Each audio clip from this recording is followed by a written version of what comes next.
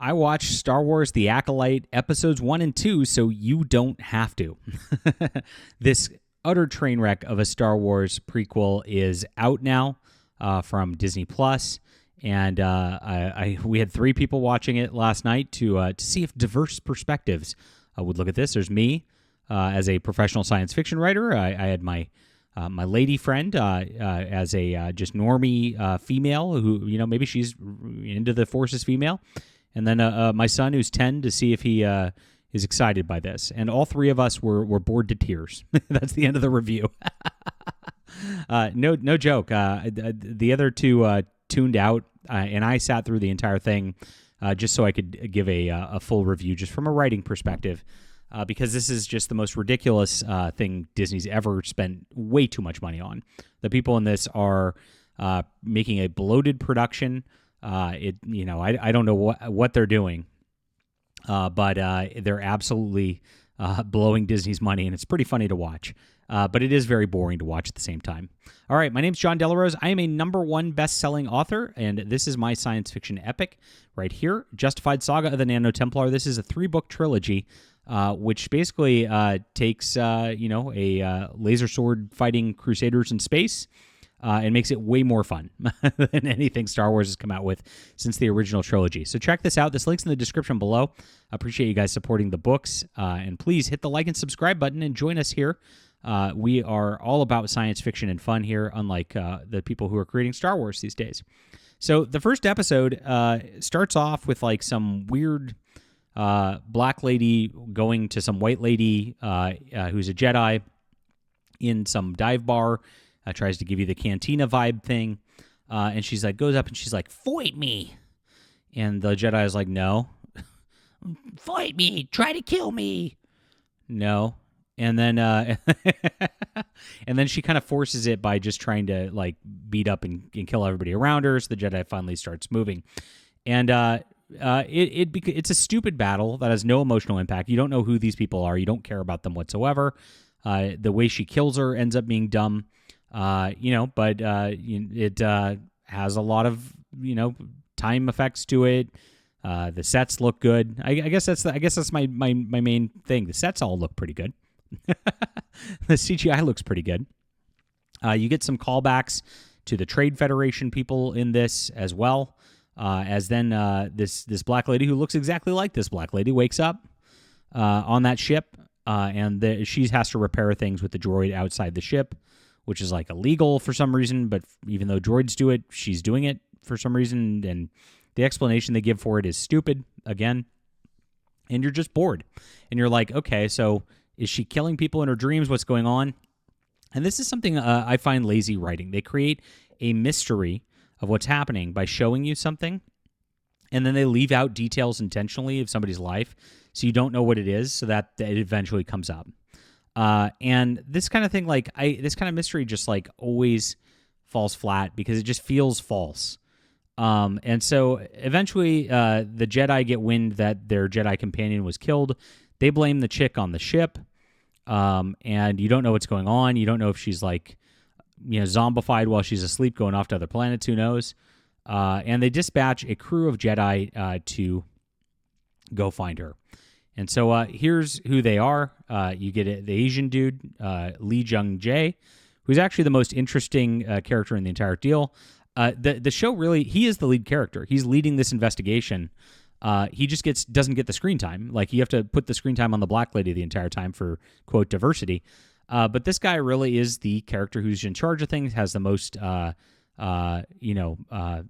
stakes, most interesting character out of the whole deal. He feels like a Jedi, and it really should have been his show if they weren't trying to do the lesbian force thing with it. It's really sad. So pretty good. I actually have high remarks for him. Then this is the gal who's killed. This is his apprentice right here, and she is Jackie Lawn, and she's got some weird looks to it. She's actually a really good actress too, and does a pretty good job as like his like kind of follow up as they're investigating this Jedi murder and they're trying to find what's going on. And then you get this green lady.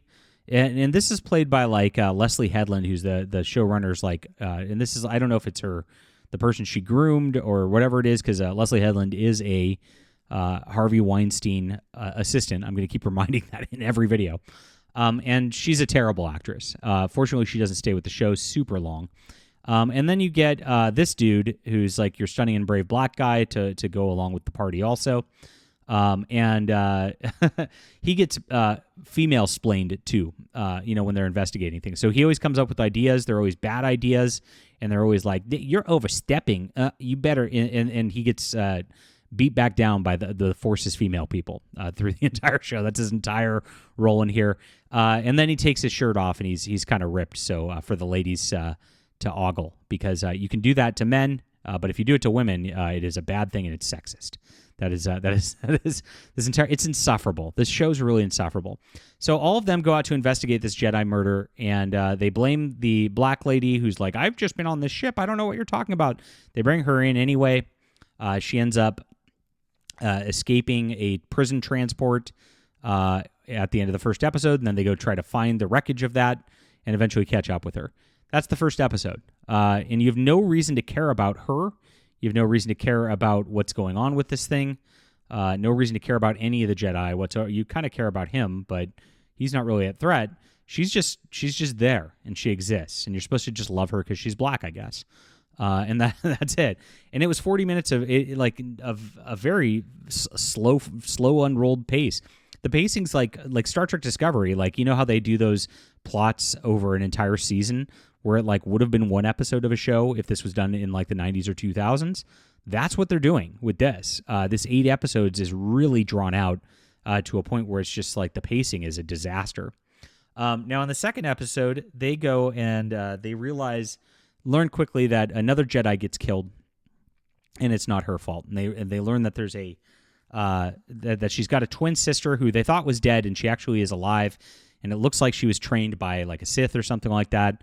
And they go and try to find her and chase after her and try to convert her into Jediism, I guess. And so, again, very little character development of either May here, who's the good black twin, or Osha, who's the bad black twin. Very, very little character development. It's just you just are supposed to care for some reason. And again, during this procedural investigation thing, it's just boring again.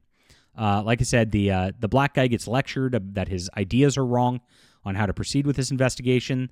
The other female is so much smarter and better, and she knows way better. And they send her in to talk to like some drug dealer person because he killed a Jedi with poison, or her counterpart did. And that's how they uncover that this gal's on the planet still.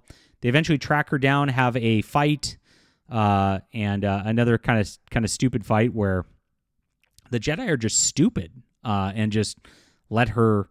She ends up kicking up dust into their eyes and then disappears. It's like because there's 4 of them. They've got a ship tracking her. They've got their sister. They've got the other 2 Jedi, for some reason just kicking up sand into their faces with the Force, of course, was able to cause the problem.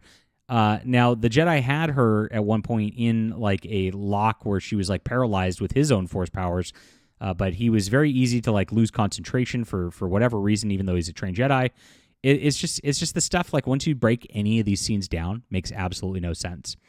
Now, that's it. And she escapes, and they're going to chase her, and she's going to be going after the big reveal. There's a Wookiee Jedi, and there's a scene of it. There's already a meme about the Wookiee Jedi, about how it's basically the scene from Shrek.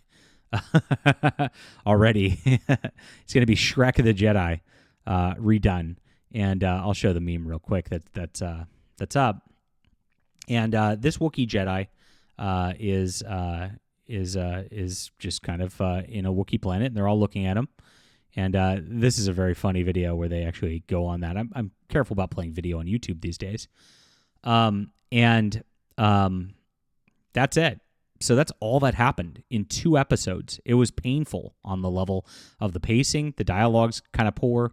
It's boring. There's characters you don't care about. And that's it. It's a murder mystery, but not a mystery anymore because you already know who killed them. And then I guess she's got a Sith apprentice master all up on this. So there's not a ton of like woke content on it. There's not something for me to be like, ha ha ha, like the Doctor Who episodes have been so bad. Like there's scenes to point to where you're like, this is just the biggest cringe.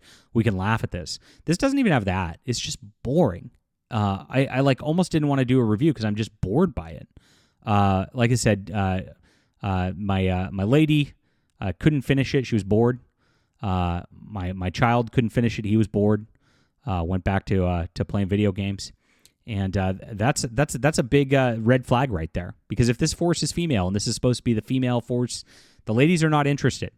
And the kids aren't interested. I'm not interested. So who is the target audience for this show? How is this going to go anywhere?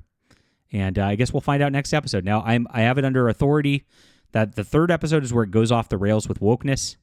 And that's what we're going to get. This is like a couple of bait and switch. I guess I'll say nice things. Like I said, the sets are nice. The music's good. The effects, the spaceships look cool. All the backgrounds look all populated with cool aliens. So they actually spent more money on that than they did with like The Mandalorian. So it is a very polished turd, but it still is a turd. Leave a comment down below with what you think about this. Hit the like and subscribe button. Make sure to check out Justified Saga of the Nano Templar on Amazon in the description below, and we'll be back soon.